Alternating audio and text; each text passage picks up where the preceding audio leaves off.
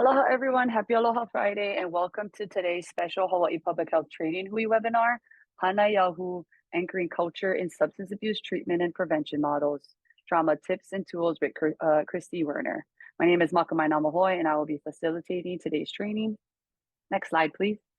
This format is a little bit unique than our normal webinars, so I humbly ask that you keep an open mind and heart as we take a deep exploration as to what makes us culturally anchored in response to acute and collective trauma and grief. So before we kind of really get started, just want to go over some Zoom housekeeping. All participants are muted upon entry. For all questions that you folks have, please utilize the chat and Q&A box located at the bottom of your screen. And this webinar is being recorded and will be posted on the Hawaii Public Health Training Hui's YouTube channel. I would like, next slide, please. I would like to thank our amazing partners that have collaborated for this event, the Public Health Training Hui, the Mapuna Lab, as well as Papaololokahi and AANHPI's Ohana Center of Excellence. Before we get started, I would like to introduce Kat Burke of the Mapuna Lab, who will be leading today's rich discussions. Catherine Burke is the principal investigator of the Mapuna Lab. Her research areas include social determinants of health, health equity, cultural safety, social justice, and ancestral connection. An evaluator by trade, she holds a bachelor's degree in neuroscience and behavior from Mount Holyoke College. Sorry, I think that might be Holyoke College, and a master's degree in public health, social and behavioral health sciences from the University of Hawaii at Manoa, where she's currently pursuing a doctoral degree in community-based and translational research. Burke is of Hellenic, Irish, French, Bavarian, and Romanesque ancestry, and was given a love for the role of plants in public health by her Greek grandfather. As a settler transplant, she is passionate about connecting through genealogy and caring for the land and water system that feeds us through practices she's learned on the Ili'aina of Oawa and Maluawai in the Ahupuaʻa of Kalihilihiola Maumiha from Aloha Aina Leadership at Ho'olu'aina. So I would like to hand it over to Kat. Mahalo nui Makamae. Mahalo for having us. So we'd like to start with some introductions. I'm going to press play on this song from Amy Hanaiali'i and Willie K. So please introduce yourself in the chat. Who are you? Who is your mountain? Who are your waters? And what moku or island are you tuning in from?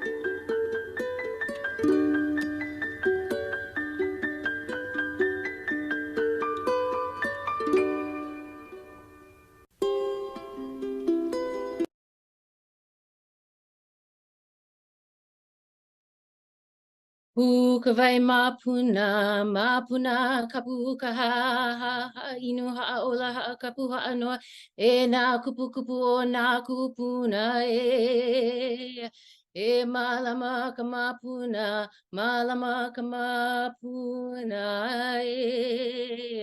iola loa, moli ola,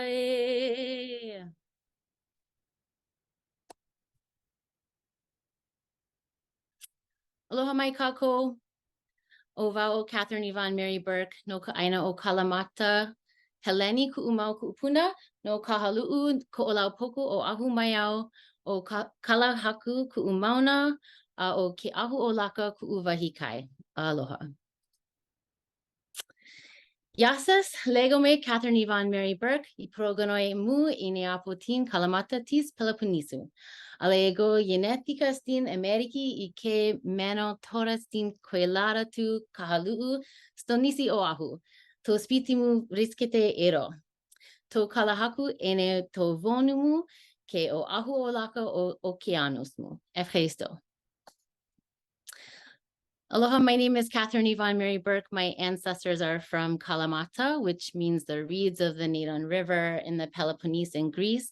My home is in the valley of Kahalu'u on the island of Oahu. And the mountain and ocean that feed me are Kalahaku and Ahu Olaka. Welcome. So we are the Mapuna Lab, and we're here in collaboration with many wonderful organizations, as Makamae mentioned. But we begin by introducing ourselves to the Aina, to the land where we call home, where we are working from, where we are gathered. I also introduce myself to my ancestors in Greece and to all of you from throughout the United States. And in my first language, English, as you maybe could tell. I'm the principal investigator of the Mapuna Lab. Our guiding vision is Ho'i ka'o'oku ai lehua I ka mapuna puna. The lehua eating goby returns to the spring, instead of one who has gone back to the source. That is illustrated in our logo you can see to the right. We are located in the Institute for Research and Engaged Scholarship at the University of Hawaii West Oahu, which is in the Ahupuaʻa of Honouliuli. Where we are striving to be a place of respite for those experiencing colonial trauma in academia, especially. Our work is Na'au-centered and focused on health and healing. We're guided by the Ohi'a Lehua as a teacher. The Ohi'a Lehua is an endemic Hawaiian tree, and we work in reciprocity and partnership in opioid use disorder, primarily prevention and treatment. And so we're focused on healing the chronic and existential pain of historical and intergenerational trauma with our Pacific Islander brothers and sisters. Viewing land as our communities and health as water cycle resilience, the lab looks to the cloud-catching, truth-telling Ohi'a Lehua for ways to ho'ikawai, to remove seen and unseen emotional blockages, to restore waters, vai stolen by trauma. So we're aimed at creating safe spaces for co-learning in our lab, and we convene all of those, including all of you, hopefully to join us in the belief that when Indigenous leadership is uplifted, wellness is accessible to all. So today is the 12th session in partnership with the Ohana Center of Excellence. We have a virtual series called Hānai Ahu, Anchoring Culture and Substance Use Treatment and Prevention Models. If you scan the QR code or go to the tiny URL, gohawaii.edu, lowercase y, capital FN, you can check out the first 11 sessions. Keali'i Po'oloa had 4 sessions on culturally anchored primary prevention curriculum development. We had culturally anchored recovery program planning with Kauila, Keali'i, Kanakaʻoleo, Haililani, and we had historical context and advocacy for disaggregating the PI and AANHPI and NHPI data with Caroline Carl and Sammy Birmingham Babauta. And then finally, Marian Ano led us in 2 sessions on the role of AI in culturally anchored substance use treatment and prevention. So you can go check those out. And mahalo to many of you I saw introducing yourselves in the chat that have been with us on these 11 session journey to reflect on what is your ahu, what is your altar, what are you feeding, and what is your pua'a, what is your offering to that ahu. And with all within the concept of Hānai Ahu, anchoring substance use treatment and prevention models in culture. Our objectives today are to ensure that everyone has a good understanding of the Ahupuaʻa Model. Lilinoe Kauahikaua will join us in that.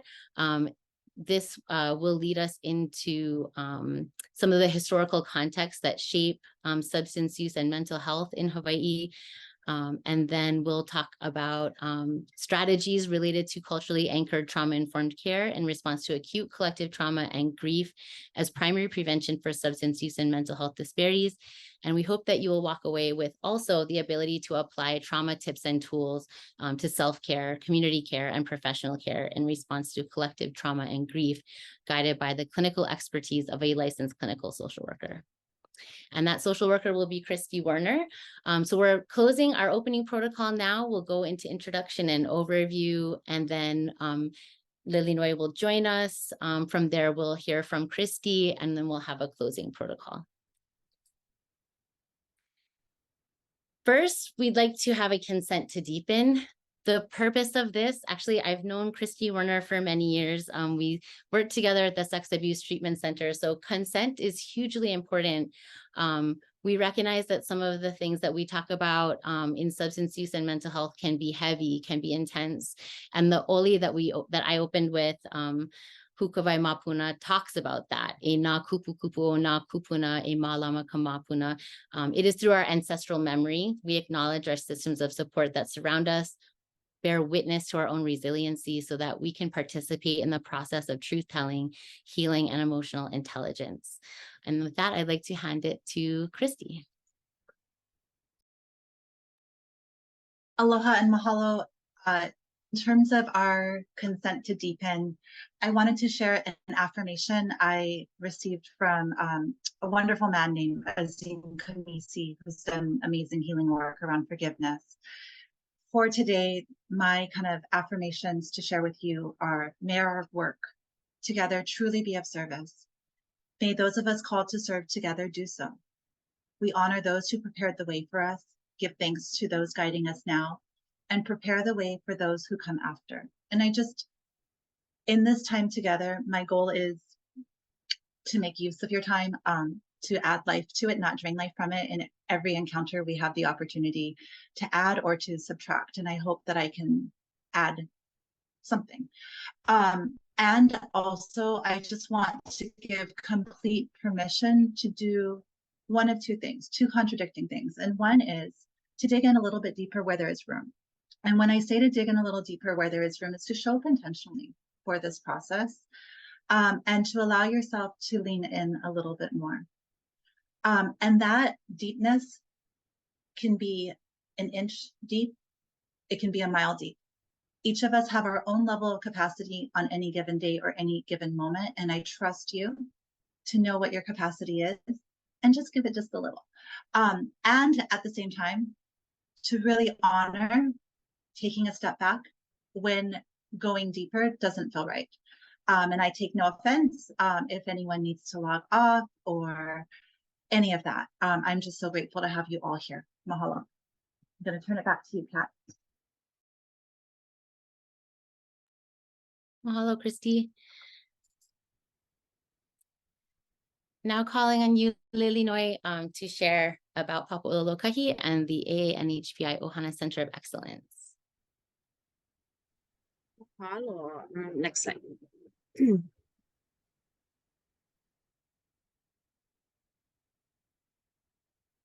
So aloha nui kako. Oh, my oli is not up there. Shoot, I forgot to send my oli. You know what? I'm gonna do a different one because I feel like this space. I would like to offer a healing oli instead. Join me if you know it. I hi'iaka paha oi hi'ialo, I kakahiaka ni. I kala au a ke kaukawali'i, I nui ki aku. A kala au I nui ki aku. A hiki a mauliola, I ola na mahina uli. I ola ya mauliola. I hi'iaka paha oi hi'ialo, I kakahiaka ni. I kala au a ke kaukawali'i, I nui ki aku. A hiki a mauliola, I ola na mahina uli. I ola ya mauliola. I hi'iaka paha oi hi'ialo, I kakahiaka ni. I kala aua ke kaukawali'i, I nui ki aku. A hiki a mauliola, Iola namahinauli. Iola yamolio. Okay, mahalo. Was just doing that this morning with some of our coworkers, just to put that healing energies out into all of our spaces, wherever we find ourselves today.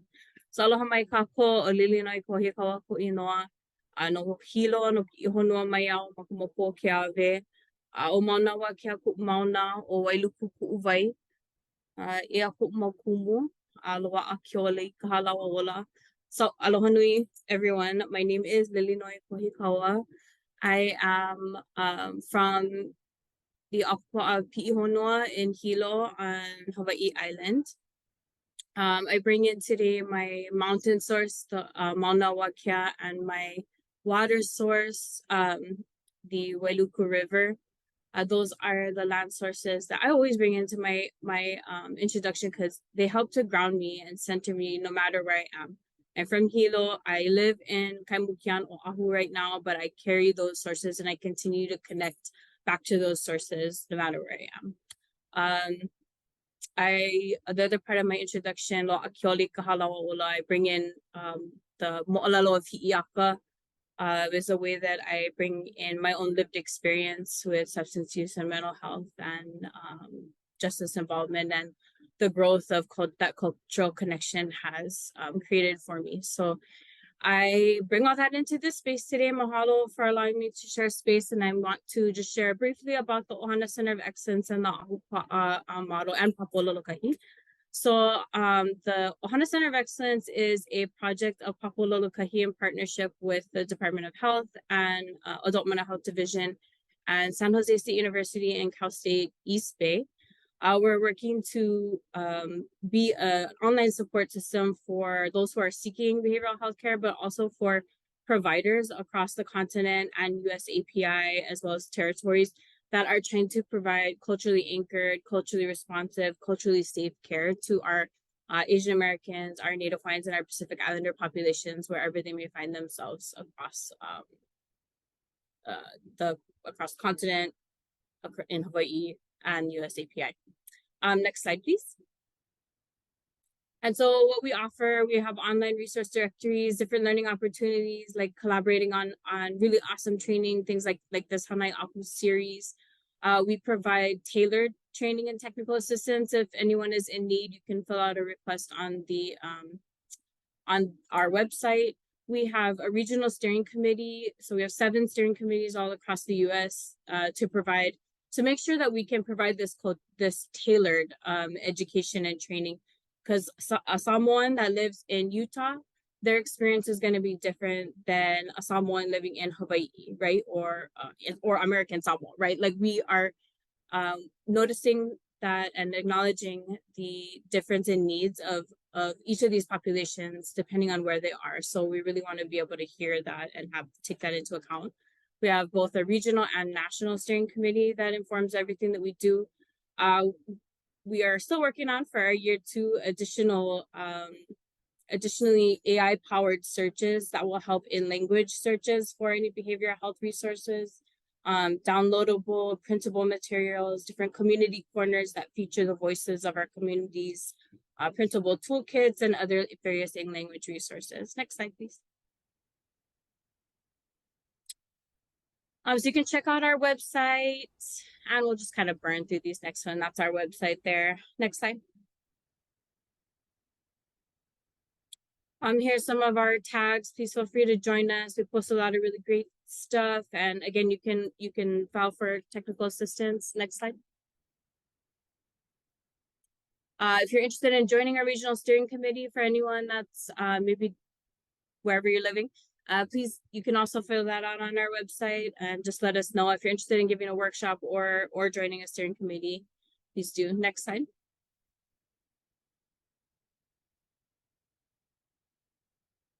And you can join our listserv as well if you scan that code. And I'll also put a link to our website in the chat after Paul. Next slide, please. And next.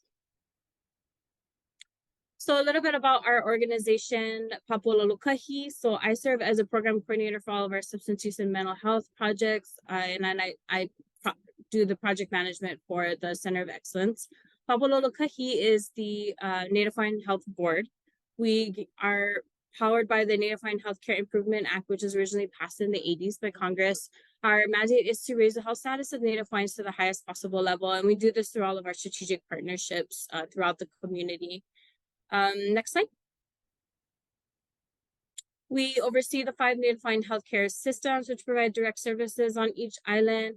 We house the Native Hawaiian Healthcare Scholarship Program. If you're not familiar with that and you have any Native Hawaiian students that are interested in health professions and attending school, it's a really great scholarship. Please go check that out. We also provide reimbursement for other certifications that may not be originally covered under the Native Hawaiian Healthcare Scholarship, as well as for those who are not of Native Hawaiian descent but serve Native Hawaiians. Next slide. So before I dig into the, oh man, this got all weird. I've got to fix that slide. But before I dig into the Ahupuaʻa framework, I wanted to share a little bit about the Native Hawaiian perspective. So you'll kind of have noticed what we shared in the beginning, what Kat shared in the beginning, talking and anchoring to her land spaces. Similarly, when in my introduction, anchoring to my land spaces, we anchor because that's a relationship that is incredibly important to a Native Hawaiian worldview. So you'll see here in the top, a triangle which symbolizes the balanced and reciprocal relationships between the 3 main aspects of kind of our lives, right? So Kanaka being our people, Aina, and then our Akua or our spirituality aspects. So what defines us, or what keeps us balanced and healthy, is defined by our relationships with these 3 aspects, and the fact that and keeping the balance with these. Whatever we need to do in order to keep those balance and make sure that that reciprocal nature is going back and forth, right? So it's not just that the Akua take care of Kanaka, right? Kanaka also take care of Akua. So it has to go both ways, or that relationship will not remain balanced and reciprocal. And so some of the issues that we see today, like that when there has been like a disconnection or a severing from land or a severing from culture, it's created this imbalance in this triangle, which then creates an imbalance in overall health. So in order to achieve Mauliola or optimal health, there needs to be this balance between the mind, body, and the spirit, for the individual, the family, community, the environment, and the spirituality. So then with Western influence and colonization, as well as other traumatic events that happen, it creates this, again, this imbalance, right, in these relationships. Next slide. So the way that we kind of see this manifest is the overrepresentation of Kanaka Maoli or Native Hawaiians in our treatment services, in our behavioral health services, our mental health, and in suicide rates, and all of these different spaces. We see an overrepresentation of Native Hawaiians. Native Hawaiians in Hawaii account for 20% of the population, yet account for almost twice that in most of these social service spaces. Next slide. So we recognize that the data only gives us really half of the story. And so in order to find the rest of the story, we really need to look at ike kupuna, or our ancestral knowledge, our wisdom that's passed down through generations. That's the other part of the story that's important, because it's not just something happened and then there was a bunch of Hawaiians in social services, right? Like that's not how that happened. So we want to take special note of the ike that our kupuna, our ancestors, our elders have passed down, because within that, it's knowledge that has come through generations of keeping our people healthy and thriving. It continues to be passed down today because it continues to be true. So our ike kupuna tells us that we need to maintain our relationships with the land, with the ocean, with fresh water, with the sky, with trees, with all the animate and inanimate aspects of our lives and that which is around us, because those are the relationships that are going to keep us strong and are going to keep us healthy. And that we don't need to become Western in order to heal. We don't need to change all of these aspects of ourselves in order to heal. We need the resiliency and protection that our culture provides through our connections to our natural resources, to our sources, that which feeds us. And you can read more on this report, which was written by some pretty incredible kupuna. It's called Imi Kiola Mall back in 2007. Next slide, please. So here, we share with you then the Ahupuaʻa model. And this model was influenced by White Bison, which is an indigenous organization in Colorado. They have a healing forest model for their work. And so this was heavily influenced by that model. We were very fortunate to work with them for many years and continue to, as well as Dr. Kiawe Koholopula's social and cultural determinants of health model, which you see on the bottom right there. In addition, our artist here is Kimoa Paka. He's from Hawaiʻi Island, incredible artist. And so we've taken Dr. Koholopula's social and cultural determinants of health, and we've visualized them within the Ahupuaʻa, and specifically in the ua, or the rain here. And we've symbolically represented them there because the rain cycle, or the water cycle, is a perfect kind of it perfectly illustrates the intergenerational transmission, or that cyclical transmission, right? So when we look at this Ahupuaʻa model, what we're attempting to show is the impact that these social and cultural determinants of health have on our, not only our land, but our people and our systems too, right? Because we can look at the Ahupuaʻa, oh, sorry, let me back up like 5 seconds. The Ahupuaʻa is a land division that runs from the mountain to the sea. I think I forgot to mention that. It is a system which was fully kind of contained. It had a bunch of more intricate systems within it.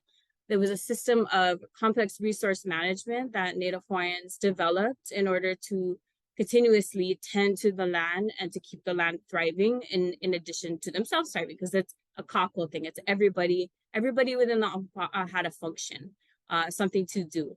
And the water and all of the systems within the Ahupuaʻa are all connected, and the health of one system within the Ahupuaʻa is directly dependent on the health of another system. All of them are. So as we look at the transmission of these social and cultural determinants of health going through the Ahupuaʻa, you'll see on the left side are risk factors such as cultural, historical, intergenerational trauma, criminalization of Native identity, colonization, acculturation, things like that, lifetime traumas, right? As well. So as they fall down, they're going into our land spaces, into the soil.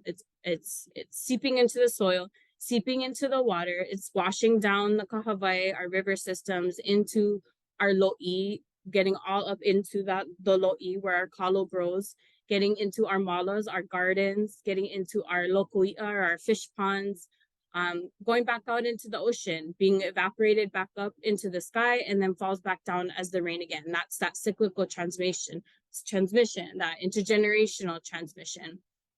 In a way that these start to impact, or how we start to see it within that soil, is creating these layers of eha, basically, right? All of this trauma, as it seeps in, it creates layers of eha. And we can further kind of, unpack that as anger, as fear, as guilt, shame, all of these things. It's eha, right? That's down deep. And so if we kind of just, for example, we zoom into the lo'i part of this model, and we see what happens then if that soil is unhealthy. What happens when things grow from that soil that's unhealthy? What happens to those things? And so we can look at this lo'i, right? We see the kalo, that could be us. That kalo can be us. That's our ancestor Haloa, if you're familiar with that story. There's a lot of different ways you can kind of interpret that, or the kalo that then begin to emerge from this lo'i, right? And they carry with them this eha, and sometimes you may not even know that it's there. It might be down so deep, or sometimes it may be closer to the surface, or it may bubble up to the surface later. And when that eha that has been transmitted it starts to bubble up to the surface, we start to see it manifesting in things like substance use and mental health and other issues like that. And so when we're kind of looking at this, what we want to make sure that we do is we also remember that along with a lot of these traumas that are passed on intergenerationally, our culture, our protective and our resiliency factors are also passed down intergenerationally. Our ancestors had our back. They're passing down these amazing things, right, to us. And so just that's kind of why we have this pictured on the same model here. So we remember that what happens to our soil then when these protective and resiliency factors are passed on in the most prominent thing? They create layers of lokahi, of mauliola, right? Of healing, of mana, of pilina, right? That connection. They create these layers that are happy and healthy, and we have happy kalo that then start to grow up out of there.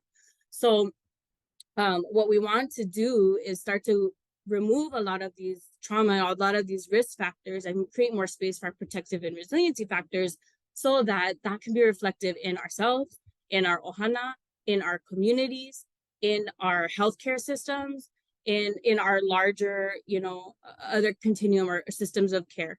So this model has a lot of layers and a lot of different applications, but I want to stop there so we can make sure we have plenty of time for our speaker. I'm going to drop a bunch of stuff into the chat. So if you can read more about this, you can file for, or you can request to our organization we can provide high-res images. We can do trainings and stuff like that. So anyways, I just want to share a bunch of stuff like that with you folks too. And I'm excited to listen to the rest of this webinar. So mahalo for allowing me to share this model.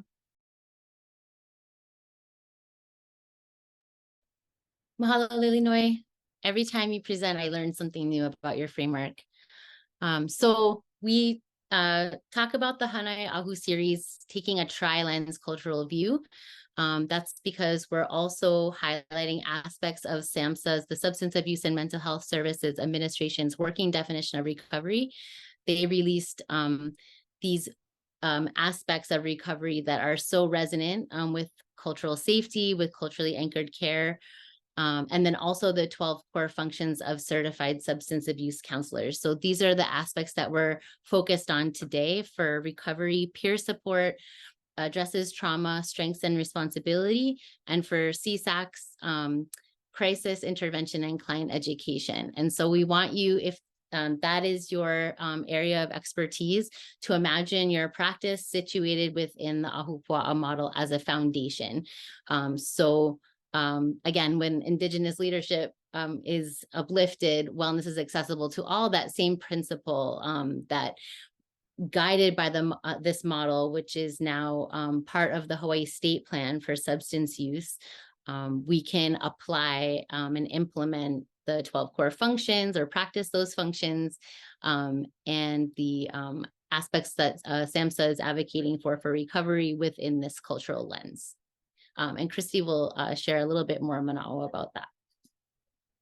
I think we're going backwards. And so I'd like to introduce Christy Werner, our guest speaker. Christy is a licensed clinical social worker. She was born and raised on Maui and has been living on Oahu for the past 20 years.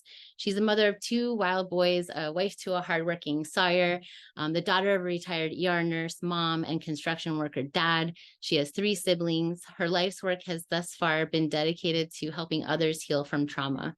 She's a feeler of feels and a lover of humanity, despite how complicated humans can be. Her invitation to joining you all at this event is not taken lightly, and she hopes her offerings are helpful. And you can follow her on Instagram at ChristyKKW. Christy, welcome. Thank you so much for having me. Mahalo nui for just allowing me to be such a part of such an amazing group of organizations and individuals with such vast knowledge and just so much to offer. Before we go into kind of the trauma tips piece, which I've been called to talk on, I wanted to talk a little bit about the Ahupuaʻa model. And just when I reviewed this information prior to this presentation, I was just blown away by it. One, I think it's just so beautiful and just explains things in such an amazing way. And I think it is so indicative of how trauma works as well. When I think of an Ahupuaʻa, I think of a model that is set with this idea of harmony and connection and resource and health. And there's an intentionality as well. Things have a purpose and a place. The systems at play are for the betterment of all. And when I think of trauma as something that invades that natural kind of healthy, growing, vibrant cycle. And sometimes trauma can be this kind of slow roll in which it's these small things that pop up that slowly start to degrade, right? And sometimes it can be a big thing, such as a flood, or as we know in terms of what has happened in Maui, fires that swept through and created devastation. And going back to that source of harmony and health, I think is so incredibly important. And so I cannot say how much I love this model and how much I've learned from just hearing you speak about it, Lilinoe. So thank you so much. And the other thing I wanted to just briefly touch on is the idea of trauma and substance abuse. And I just want to share that when I think of substance abuse or substance dependency or use or whatnot, I really think that it is not a character flaw, but rather a design aimed towards finding something to stop the pain. Recognizing kind of the trauma or the way in which things have changed in a way that are no longer healthy, and that being so overwhelming. And that it's, yeah, again, not a default. It really is a story of an attempt to survive. And I've seen that happen in Hawaii in terms of ways in which everyone is trying to survive. And so, yeah, I just want to tread just really respectfully for anyone experiencing trauma and anyone experiencing substance abuse issues, because they are never, ever, to me, a sign of weakness. They are always a story of what has happened. So thank you, everyone. I'm going to turn it back to Kat, and then I think I'm going to come back on in a second. Yes, we're excited to share a collaboration between you and the Mapuna Lab. Our health illustrator is Kali'i Po'oloa, and we combined two of the trauma tips and tools. Over the last month, Christy's been sharing trauma tips and tools through Instagram. Go check them out. There's dozens to choose from, and also just updates regularly. And I would like to invite you to share more about after we hear this trauma tip and tool, more about the series. This is an exercise I like to use for my own self and for others when the emotional intensity feels overwhelming, and I feel threatened, and I feel shaky, and I feel like I can't take it, and I have enough kind of stability where I'm not going to get too overwhelmed and too flooded. Now, with any exercise that I offer, the goal is to help you feel better in your body. If it doesn't work, then stop. This isn't therapy. Therapists are so important, and having one that you have a contract with and are a treatment with is what's necessary. This is just an educational video. But the way this exercise works is this idea of you are the whole sky. You are the whole entire sky, and the storm is never bigger than the sky. And so when that trauma storm comes in, when that emotional storm comes in, and it feels like too much, you kind of do this breathing in which you breathe in, and you breathe in whatever it is that you actually don't want to feel, the intensity of it, the fear, the panic, whatever it may be.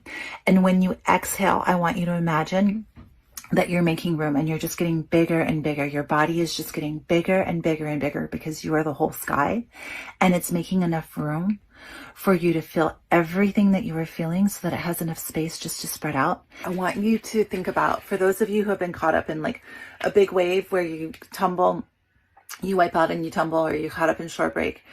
And during those moments, our most, like, what we want to do is we want to fight, right? We want to fight through the wave, but the wave is too big. And so for those of us who grew up in the ocean, we've learned that in those moments, you do everything you can to relax your body, to go as soft and kind of gentle as possible, to conserve your energy. And you wait for that moment, for that wave to release, and then you swim up.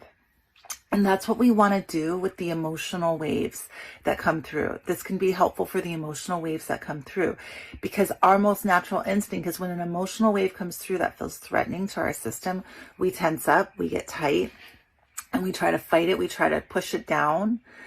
And you are the whole sky allows you to just kind of open up and relax into it. And so you're breathing in, you're feeling that intensity. It feels like too much. It feels like too much. It feels like too much. And as you're breathing out,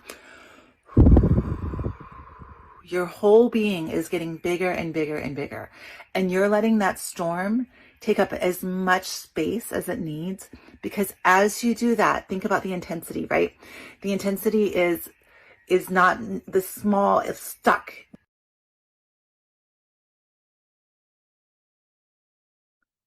Mahalo for the gift of these tools, Christy. So we just have a couple of questions that we wanted to open up for discussion with you, and then we'll have Q&A after. What inspired you to begin Trauma Tips and Tools? What has the response been like for you as a social worker and also as a community member? Okay, so what inspired me to begin the Trauma Tips and Tools was the fires on Maui. They happened a month ago. They happened on August 8th, and I became aware of them probably in the evening. My parents live up in Kula, and I had to work to evacuate my mom, who's non-ambulatory. And then I just became increasingly aware of what was going on.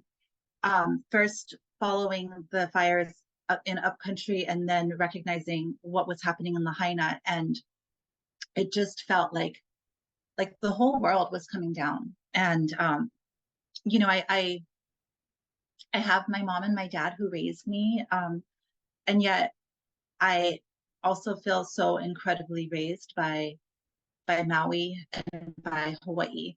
I would not be who I am if I was born anywhere else, and I'm so grateful for that. And so as I'm seeing what was happening to the community, I was in this kind of panic and overwhelm and this immense feeling of like, what do I do? What do I do? And anything I do doesn't feel like enough. Like, I think as soon as it came online in terms of like some of the places that you could donate, you know, I wiped out whatever budget we had towards that and felt just like, okay, that does nothing.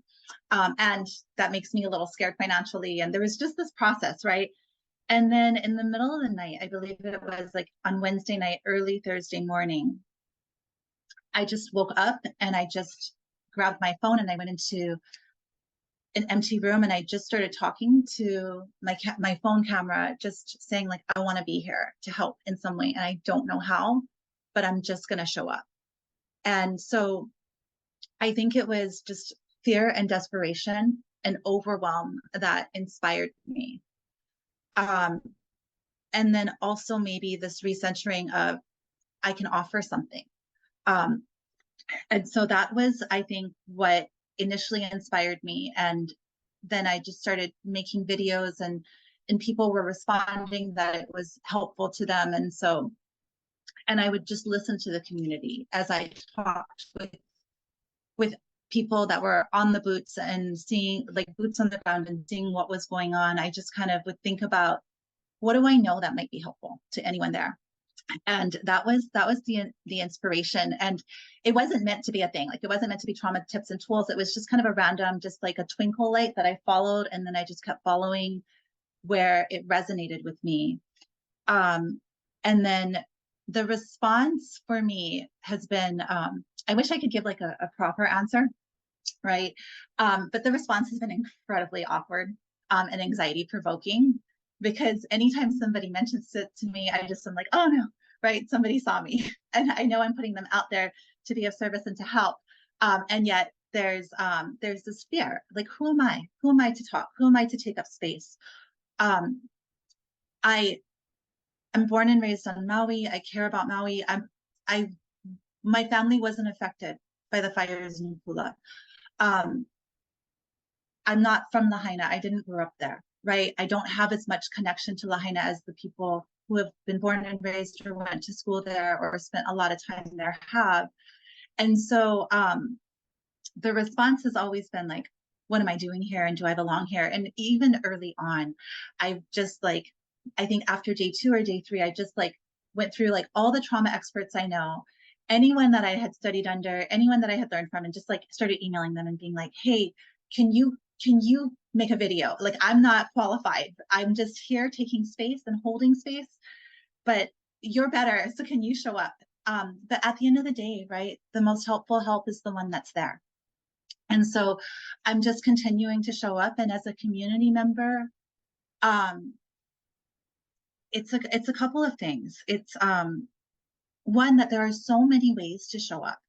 There are so many ways to show up, and they don't need to be limited to traditional methods or ways. And every single one of us has a voice. Every single one of us has a gift. Every single one of us has something we can contribute. And traditionally for me, my way of showing up is in an office, between, like, you know, within four walls, sitting with someone for an hour at a time, working on nurturing this healing. And this feels very outside of the box for me, because I'm dropping these 90-second seeds and I have no idea what impact they have or whatnot, but I'm just going to drop these seeds until somebody tells me otherwise, and hope that there's something that grows that can be useful and nourishing and helpful for someone. And as a community member, it just makes me want to tune in a little bit more to listening so that I can be of service. It also reminds me that when we show up within our capacity, it's energizing, right? And so first round, I was trying to show up, and I was trying to show up in ways that were outside of my capacity. My capacity, unfortunately, is really, really low, just given burnout, big moves, and all the things that are going on in my life. And I was like, okay, how do I book a flight to Maui? How do I get on this? How do I do this? Like, okay, here's how much we have in our savings. How much can I dedicate that towards, you know, Venmos and whatnot? And every time I did that, it felt important, but it didn't feel good in my system because I was operating outside of my capacity. And so as a community member, I just recognize that we all have different capacities, and we have to make space for that. And that's so hard to do when there is something just so big in which it's never enough. And that also is kind of the nature of trauma. The other thing, and I'm sorry, I think I'm rambling here, but I want to add one more thing in terms of what the response has been like for me as a social worker. It's also made me keenly aware of how much more I want mental health to be accessible. It's not like my model of practice. I believe in it. You know, I love it. I love my four walls and my 1 hour a week with each individual. I have seen just the people I work with move mountains because of their work. Like, I'm just a conduit. They're the ones doing all the work. But that's not realistic. And that's absolutely not realistic when a community trauma such as this has happened. And people have been completely displaced. And so many of these people have already been displaced on other levels. And then this added layer of displacement, which adds to, it reopens an older trauma now kind of tied in with this other trauma. And I just want to somehow make mental health more accessible in any way that I can. And so so that's the other way that it has kind of responded within me. I hope I answered your questions, Kat. I know you took time to be very thoughtful with them. Oh, no, mahalo. That was very wonderful to hear just the genesis and the outreach to people in trauma-informed care. And apologies for going backwards again. And just a couple of follow-up questions. How has sharing through social media, I think you started to touch upon this, impacted your perspective as a service provider and as a community member? Because that's also a big, courageous choice that you made. It's been very interesting. I think for me, social media has always been incredibly personal. And, you know, I recognize there are flaws in my design, but my Instagram prior to the fires in Maui, sorry, there's some machinery outside of my window. My Instagram prior to the fires in Maui was always very personal. It was kind of like a family album. It was like a general musing of thoughts that were more personal. And there was a separation between Christy, the service provider, and just Christy, the individual. And now it it doesn't feel that way. You know, a lot of my friends know me more personally, and I don't really bring out the service provider side. I'm not, you know, like saying like, hey, would you like to know about trauma, or giving tips, or acting as an educator in any way. And so it's kind of created this melding that's been really interesting. And it's also kind of given me permission. I take my job seriously. I take what I do seriously. And I do have like a little bit, you can't tell right now because I'm rambling, but a perfectionistic quality to me. And in doing this through social media, I've had to be very concise and brief, 90 seconds. And, you know, 9 out of 10 times I get cut off mid-sentence. I've had to completely let go of any form of like refinement and just go, because if I don't, I won't do it. If I look at it again, if I try to edit it, if I try to redo it, I just won't do it. I have to go with the feeling. And in that, I've had to like give myself just a lot of grace just to show up with the best of intentions and to recognize a couple things, that fear will always be a part of my journey as I do this, and that I trust it. I'm not going to let it completely drive the ship, but that fear is just really my intention to not do harm, to not take up space that's unhelpful, and to be just very, very mindful and conscious about what I'm doing. And then the imperfection, which kind of goes against the fear, is so important as well. Because even, you know, in that beautiful graphic that Kat and Kea made, you know, I cringe because I say something like, having a therapist is so important. Being in treatment is so important. Thank goodness you can edit captions in Instagram, because I don't actually believe that. There are so many forms of healing. And for a lot of individuals, and for a lot of, you know, individuals who have experienced the trauma and impact of colonization, a therapist or a therapy room isn't going to be a safe place of healing. It's not going to operate in a model that is going to necessarily be congruent. And so yeah. So I think it's allowed me to get a little bit looser. And then as a community member, I think sharing through social media has just made me recognize, one is sharing through social media has made me be on social media a lot more than I normally am. And it has just made me just so blown away by our community members and everyone out there that is just amazing and doing so much, and how many voices there are and how much there is to learn. And so I'm so incredibly grateful for that. And then as a community member, it's the messages I've received, the people who have reached out to me. I just recognize, you know, how connected we all are, and how each little thing that we do is like a drop in a pond that has a ripple effect. And it's just really, really powerful. And so it's really had me feel more of a sense of community, which I'm very, very grateful for. Wow. Mahalo for speaking to that fear, because it's very visceral right now. Just like really being connected to all of the stories being shared from Maui and the paralysis. So just really admire your dive into sharing from the heart, and really love how often you close your tips with just "I love you," and that not being something we think about in professional practice, so-called. That blurring of the line is actually helping you to go deeper in your practice is really beautiful. Mahalo for everything you shared. We have time for questions and feedback, and we'd love to hear from anybody. I've been, Mahalo, Makamae, I'm gonna invite you to facilitate some Q&A. Can I just say one quick thing?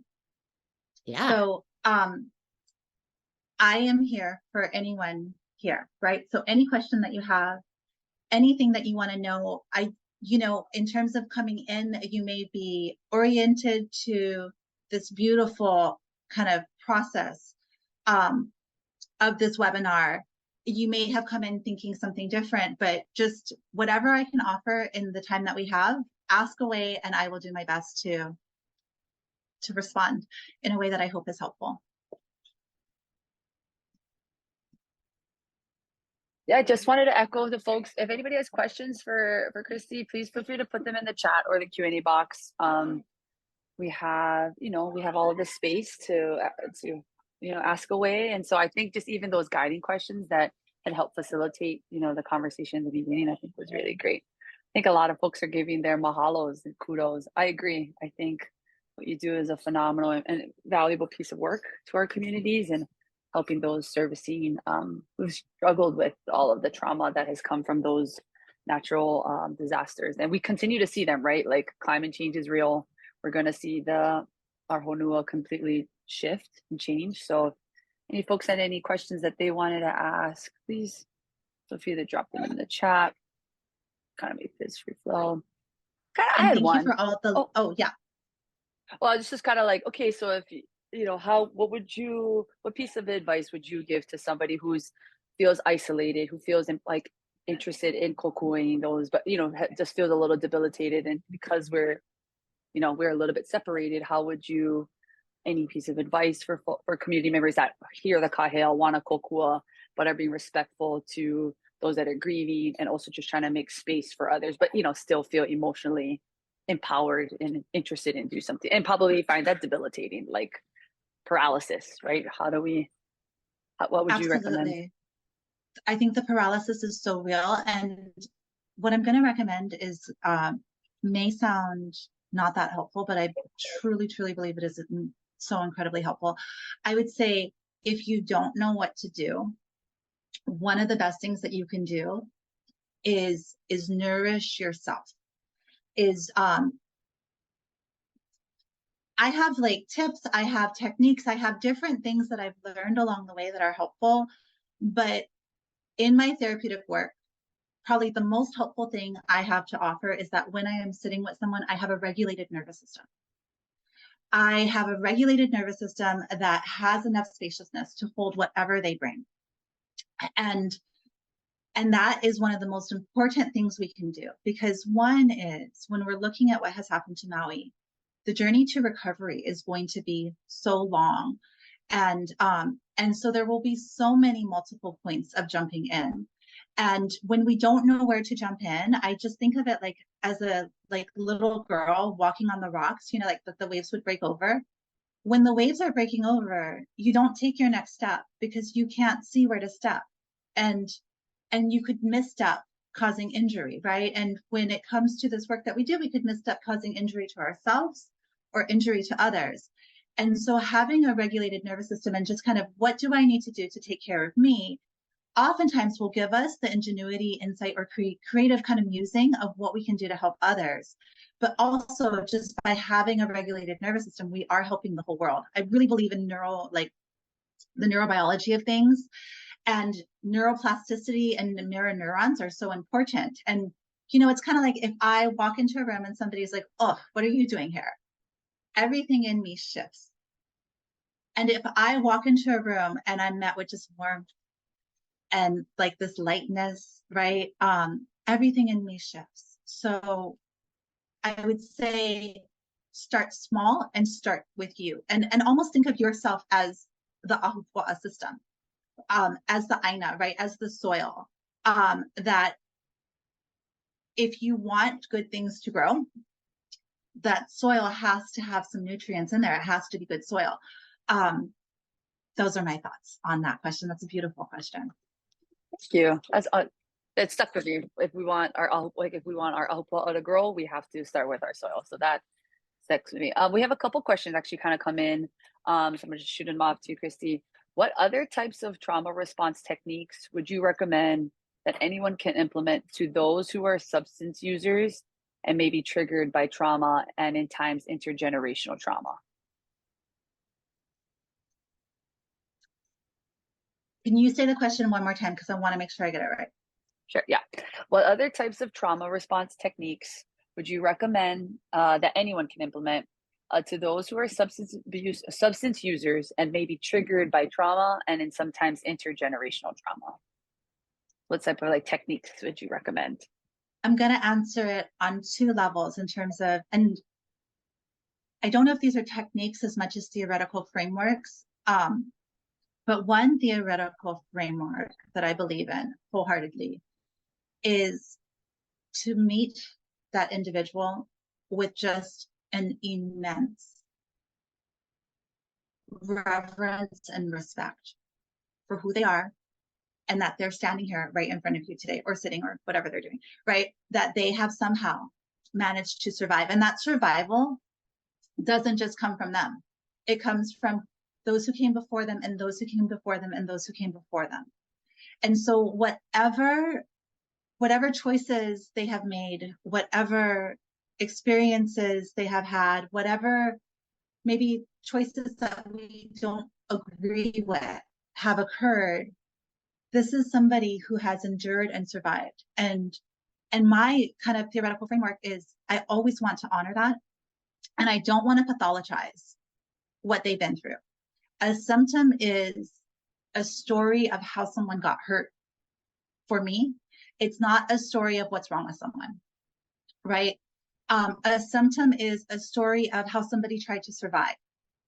It's not a story of someone, being like bad blood or not strong enough or any of that. And so that's one kind of theoretical framework that I always look at, is each person that I'm working with,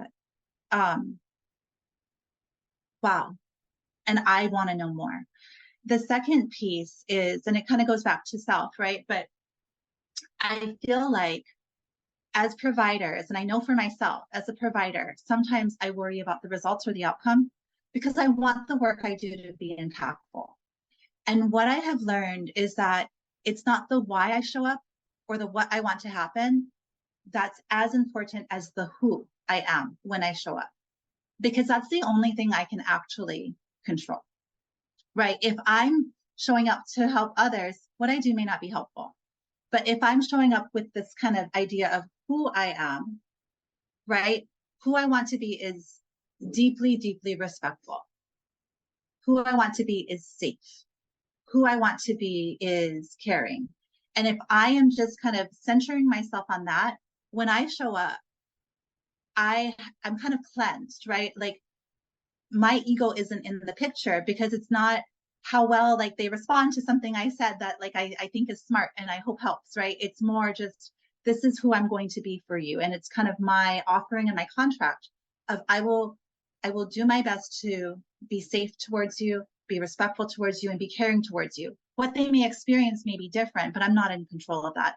And so those are kind of 2 theoretical frameworks, and I think that they are the foundation, right? In terms of actual techniques, I think listening is one of the best techniques that we have. Listening and breathing, right? So whenever I'm working with someone, I am constantly breathing. I'm constantly breathing in and out, and allowing myself to slow down a little bit, and allowing myself just to let my, like the vessel of my being be a little bit bigger.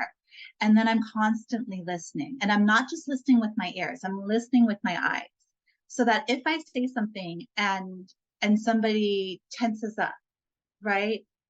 I'm using that as not as information, and I'm saying, can you tell me what happened there? Was, and I'm just kind of continually adjusting, because connection between 2 individuals is a dance, and I want to kind of find that rhythm. And so I'm finding that spaciousness within myself through the breathing, and I'm finding that rhythm through the listening with my eyes and with listening with my ears, in terms of wanting to understand how this kind of interchange is going. It's really, really simple. But again, I mean, salt is the simplest ingredient when it comes to cooking, and it can make or break a dish, right? So I hope that's helpful. If you have if the question is more specific though, in terms of like what modalities do I like, I can share that as well. So let me know if I got way off course on the actual question. Oh, I think that was great. Thank you. We had a couple more questions kind of pop in. How would you recommend someone to start? Oh, actually it's probably breathing. But how would you recommend somebody starting off to regulate their own nervous system if the concept is completely foreign to them? Absolutely. That's such a good question. Oh, it's so, okay. It's such a good question, and it's such a hard question, because here's what happens so often in trauma too, right? When we're talking about regulating the nervous system, we're talking about being in your body, right? We're talking about being aware that you have a body, being aware that you have a nervous system, being aware that you have a breathing pattern or tension or all of that. And that's a really dangerous and scary thing to ask people to do, especially if they've had to disconnect from their body over and over and over again to survive mass trauma. So one is maybe being aware of that, right? That regulating one's nervous system, it's okay not to know, and it's okay for this to be foreign. And it's okay that if you offer a breathing exercise that is supposed to be relaxing and it's actually triggering, that's just more information. The other thing I would say is I like to go towards what feels calm or safe. And safe is a tricky one, because some people, especially people who have experienced mass amounts of trauma, safe is going to be a completely foreign word. So maybe start with calm, right? And just say, where in your body do you feel calm? And if in your body is not available, right, where outside of your body do you feel calm, right? And so I'm oftentimes, when I'm working with people on regulating their nervous system, I'm seeing if moving inward is helpful, moving in towards the breath, moving in towards the noticing internally is helpful, or if externally is helpful, right? And so if I'm getting a read that internally isn't helpful, or if I know someone has been incredibly traumatized, I'll usually start externally, because it's a little bit safer. It's a little bit more distance. And so I'll ask someone to just kind of look around for a moment and just notice if there's anything that feels calming or helpful. I also, again, like, love neurobiology and the brain.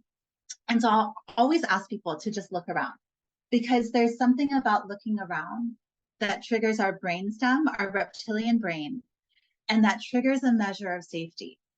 If you think about how our body reacts, right? When we are under threat, we need to be tense. We need to be ready. We need to be like ready to go. And our eyes are normally kind of narrow focused on whatever it is we need to be focused on, or darting to scan, right? If I'm asking someone to just kind of slowly look around the room, and I give them the instructions of with your head and neck, just slowly look around the room, that's not something you can do unless you're safe, right? And so even just by introducing these small little kind of tricks, right, they may not feel safe. They might have like a lot of like thoughts in their brain that aren't safe. But in those moments that they're doing that, somewhere deep without words, it's communicating to them that I'm safe. If I'm asking them, I have a tree right outside my window. If I'm asking them to look out at the tree for just a moment and just tell me what they notice, you can't do that unless you're safe, right? So these are some ways in which nervous system regulation can occur, and they can be kind of just small introductions. And then I'm asking them, how did that feel, right? And we're trying to orient towards pleasure. We're trying to kind of find the incentive of, it actually feels nice, right? And I think our society has kind of gone in a way in which productivity, that where all of our nervous systems are a little like, we don't necessarily know how to calm down, right? Most of us, when we calm down, we're scrolling on our phone, which isn't really calming down, right? Stillness is harder. And so I'm always trying to incorporate that. I hope that answered the question. No, that did. And also kind of like, yeah, I get called. Yeah, I do. When I want to relax, I'm over here just like mindlessly scrolling on social media, which is a problem, but I do admit it. And I'm going to work on it. I'm working on it. We have one last question kind of coming in that came in. First part is going to be setting the scene as to their situation, and then the question will come in at the end. But somebody had said, Christy, thank you so much for the fear validation and deep insights about trauma. My husband and I teach at a high school on Maui. The students volunteered for a few weeks and are now settling into school life. As we all settle, more and more trauma reactions are starting to bubble up. Students are acting out and then become so ashamed of acting out. Some of them have confided that they are using substances to numb themselves. We have a small relationship-led school and are really capable of reaching each student. Aside from mandatory reporting, which we've done, and offering our love and care, do you have a recommendation for where to begin in addressing mass trauma in students? Oh, I just want to hug whoever that participant is and just thank you for what you're doing, and also just really encourage you to take care of yourself, right? Like this is the thing about mass trauma. This is the thing about any trauma, is that with it there is also vicarious trauma, right? And it sounds like that's what's happened for a lot of your high school students that felt the call to help, right? But when we put ourselves kind of in the line of, and I shouldn't say fire, but when we expose ourselves to trauma, whether we want to or not, we absorb that trauma. It's same like if I go out in the sun, I'm absorbing the UV rays, whether or not I want to, right? And so one is preparing whenever we're going to be exposing ourselves, and setting the stage for that. For your high school students, that ship has sailed, right? If they continue to go out and help, I would talk to them about things to do to prepare, right? Like if I'm going out in the sun all day, I'm putting on sunscreen, maybe a sun shirt and a hat. There are things that we can do to prepare ourselves for being in the presence of trauma and being exposed to it. But let's talk about after the fact, right? For these students, I think one of the most important things we can do is talk about it, and really just make space for, this is what I'm noticing, this is what I'm experiencing. Does anyone want to tell me more? And they're high school students, so they may not want to. Some of them may, some of them may not, right? But the more that we make space to talk about it, the more we give out the messages of this is normal, right? Like the more that others are like, okay, it's not just me. And the more that happens, the less shame, isolation, and secrecy there is, right? Because if I am a high school student, I volunteer, I help, I come back and I'm shaky and I can't quite feel right, and I just have this aching pain and nobody else knows about it, I am all alone in it. But if others are saying, yeah, me too, yeah, me too, yeah, me too, there is just so much healing in community. There is so much healing in just knowing, like, I'm not the only one. It really reduces the shame and isolation. And so I think being able to talk about it, and then I would also say implementing exercises that just nourish the soil, nourish the soul, right? That every day it's like, okay, like today, let's focus on this, right? Like today, everybody, like, let's focus on one affirmation that we can say to ourselves all day throughout the day, or that we can say to one of our classmates. Or maybe it's today we're going to just take 3 minutes before we do any activity and focus on breathing, focus on, orienting in our environment and finding something that just feels grounding. It's about all of these little teeny tiny things that are resilience building, capacity building, trauma healing. But the problem is that with trauma, right? Trauma is like that thing that just wipes out your bank account. If we're looking at it kind of through the analogy of money, right? It takes out all of your savings, everything in your bank account. And healing is $1 at a time. Sometimes it's like 50 cents at a time.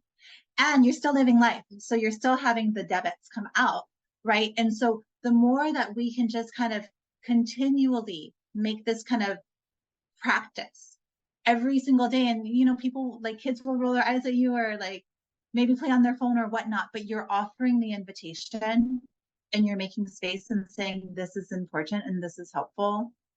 I believe that those things can be helpful. But I also saw that, right, like, I think I saw something pop up real quick in the chat about extracurricular activities. And I would say, I agree with that 100%. Things that build connection, right? Because if we think about substance use as well, substance use is in my opinion, this is just my opinion, substance use is a solution, right? It's a solution that is used to disconnect from what doesn't feel good. And it softens maybe the pain, or distances you from the pain or the overwhelm or the fear or any of that. It adds to, it's like a credit card, right? Like you take out and you got more to pay later on. But it distances you. And so if that's what it's doing, and we can increase proximity towards joy, increase proximity towards empowerment, increase, you know, those opportunities, then there may be less need. I hope that helps for the person that asked that question. No, that was great. Thank you. And I'm really loving your analogies. I just got to say, like, they're just like really sticking with me. The whole money, you know, and healing is $1. If I could make my healing be $100 at a time, I would love that. But, you know, $1 at a time. Okay, actually, somebody did come in with a last question. I hope we have some time for this. Have you ever met with a person and that during the meeting they start having a panic attack? If you did, would you have any tips for folks to how to help that person or to de-escalate it? Oh, yeah, that's a good question. Oh, panic attacks. Okay, so I'll tell you what I know. But also what I know is that panic attacks are like a tornado. I don't even know much about tornadoes, but they come in and they're incredibly powerful. And so me as the provider, sitting with someone with a panic attack, the first and foremost thing I need to do is keep myself calm. I need to be grounded and calm. And that's so hard to do because somebody's like, I can't breathe, I'm not okay. Like, you can see how much they're suffering. And the first thing you want to do is alleviate their suffering. But one of the fastest ways to do that is to recognize that it's not necessarily going to be fast. And to allow it to take the time it's going to take. And to feel grounded in that sense of, you're having a panic attack. It's scary and overwhelming. I'm right here with you. And we're going to get through this. Right? And then to just stay steady as you're walking someone through it. Now, with a panic attack, right? Sometimes someone is spinning out of control, and it's like this excess energy. Like, I don't know how to use words, but like out, right? It's big. And you can feel it, the panic attack outside of their body. And so I always say this, and it never is helpful, but I always start with, can you take a breath? And nobody can take a breath in a panic attack, but that's what I do, right? And I just kind of stay with simple words. I'm right here with you. I'm not going anywhere. Sometimes I'll use touch if it feels appropriate, right? I might say, is it okay if I hold your hand? Is it okay if I, you know, and if somebody like isn't giving me a good answer about that, I'm just going to say, I'm going to wait until I know it's okay, but I'll move a little bit closer for proximity to create a little bit more space. And again, I'm reading the person with my eyes and ears, right? So if me moving closer doesn't look good, then I move back, right? I'm constantly in this dance, right? And each one is unique. And then I might just kind of say, can you look around and can you just start to tell me everything that you see? Right. And a lot of times people won't say anything, right? And I'll say, I see the chair. I see the carpet. It's green. I see this. I see that. Right. And then I'll kind of invite again, what do you see? And that can be helpful. Right. Sometimes I'll have them just tell me word for word what, like, if they're having thoughts or experiences, what's happening. Right. And what I'm doing is every time they're telling me, whether they're describing the room to me or something else, I'm repeating it back in a non-panicked voice. I'm going to die. Okay, you're going to die. That's what it feels like right now, doesn't it? What else? Tell me what's next. You know, and I'm just kind of helping them be present with it, because what's happening is the system is overwhelmed and then the system is resisting what's happening. And it's like this whole short circuiting, in my opinion, of what's happening. And so that's what I'll do sometimes if that panic is big and like spinny. Sometimes what I see with a panic attack, and these are harder to identify, but they're so painful for the individual. So I always try to identify it, is when somebody goes in and they won't be moving, their eyes will be kind of like, just like going really short. They'll be real tight. They'll be kind of in. And I know that they're not okay. And these aren't usually identified as panic attacks, but I think of them in that same bucket. And that's where I'll just try to have them move just a little bit, right? Like, can you just look around the room? Can you just look a little bit outside of where you're looking? Just 1 inch more, just 1 inch more, and try to build that movement, right? Because for me, they're a little bit more stuck and frozen. For the other one, they're a little bit more stuck in spin and I want to slow them down. One other trick, and like, this is when like nothing else has worked. I'll say, can you just cough? I know this sounds crazy, but can you just cough? Can you just cough? Give me a cough. Give me another cough. Right? And sometimes that can break it up as well. It's weird. I don't know why or how. And I always feel a little awkward doing it, but sometimes that can break it up as well. But I also kind of think about it of like, you know, like when you're stuck in traffic, you're just stuck in traffic. You cannot go anywhere, right? And so you got to write it out. And that's what one of the other things that I do is I don't worry about when the traffic is going to ease up. I just stay in the spot that we're in and provide as much comfort. And I think in doing that, it promotes this message of you're okay, right? And then there's everything that you do after a panic attack, right? Because that's different than what you do during a panic attack. After a panic attack, you're kind of doing whatever you can to just restore, right? I might offer water or just like maybe even change the subject for a little bit, just to like get away from it for a little bit. And then when the time is right, and that might not be in the same moment, it might be later on down the road, I might just say like, can we identify what happened? Can we learn more about what might have triggered that? What clues do we have so that we know what to do next time? And how to, like, right? And we're kind of continually like being detectives in our lives to get all the information we can, to one, minimize, and then two, to better kind of address when it's showing up. I hope that helps. No, that did. That was really great. Thank you. And thank you for all those who submitted questions. I just kind of want to make sure we honor folks' time and we can get through the closing protocols. But Christy, maybe if you feel open to it, like if you can drop your contact information into the chat, and if folks have questions that they might want to reach out to you offline, that'd be great. Absolutely. So my chat, I can only type to the hosts and panelists. So I'm going to type it to. Okay, type it to me, then I'll post it. Then I'll here, and then somebody that has technical abilities can absolutely. Okay. And thank you all for your time and your presence. Yeah. And thank you to our organizers. Okay, Kat, I'm going to hand it over to you to punny us for today. Oh, thank you. Thank you both. That was such a rich discussion, and I think spoke so deeply to all of us. So we're going to close our time together. First with the Mana'o'io. So what do we want to take with us? What things are emerging in us that we want to acknowledge and affirm? In the application, in the spirit of application of Christy, what you shared about Me Too, same. Like, I invite you all to use your phone and use the QR code. The link should be in the chat to this Menti tool. Mahalo Kauila for showing me how this works. I hope I'm going to know how to work it.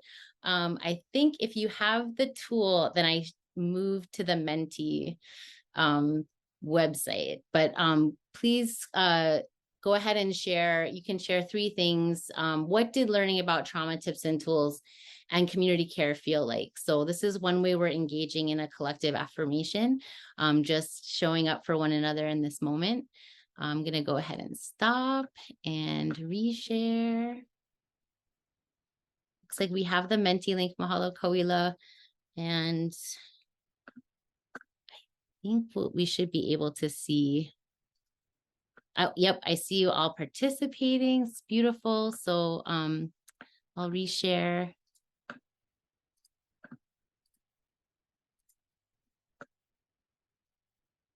Oops.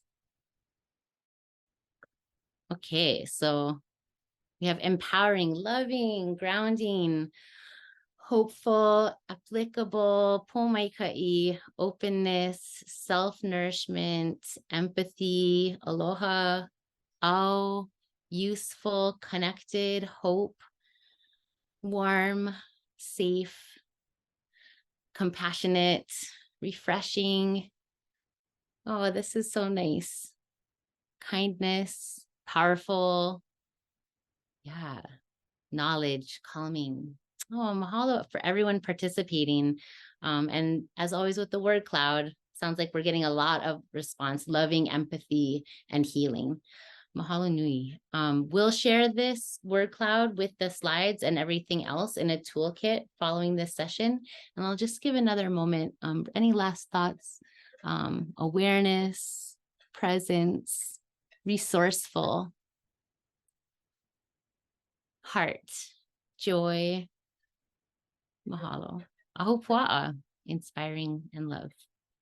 Worth living, love that, yes. Okay.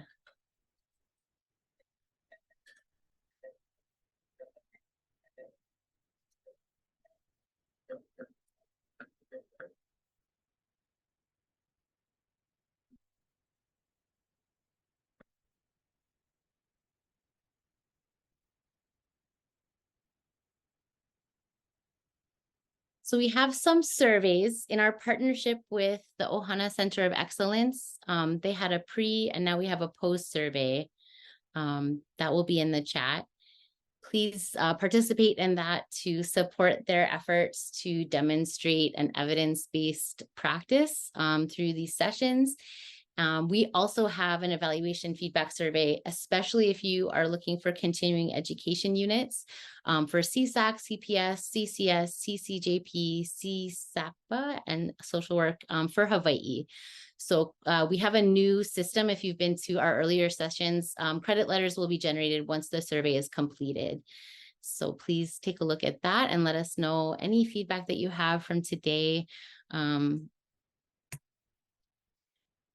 We have some previous sessions if you're interested in more sessions like this and want to sit down with some of our team members and community members. There's a Ulu State disaster response, and through that series, one thing that really echoes with this presentation is just, are we prepared to share? Are we prepared to aloha? And really, especially with the food security, food sovereignty session number 2, Kaiana Reynolds and Inocenta Soundkiku shared some incredible insights and wisdom in that session. And then the Native Hawaiian cultural intervention is based on the Kanilehua framework. And that was specifically focused on all the different working groups of the Hawaii Opioid Initiative. You can check those out on our website and on YouTube. And if you'd like to join our newsletter, please do. This is the QR code also in the chat. We can keep you up to date on future trainings, our blog, and other things.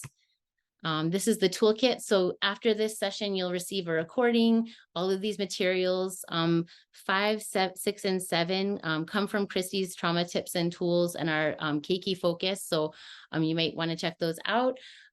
There's the link to the Ahupuaʻa model, SAMHSA's recovery model, and the CSET core functions. And then there's an interactive booklet that we created for the Kanilehua framework that talks about just all the things that were shared through this session. So happy to share those with you, and wanted to close with this Oli. And if you know it, please join me.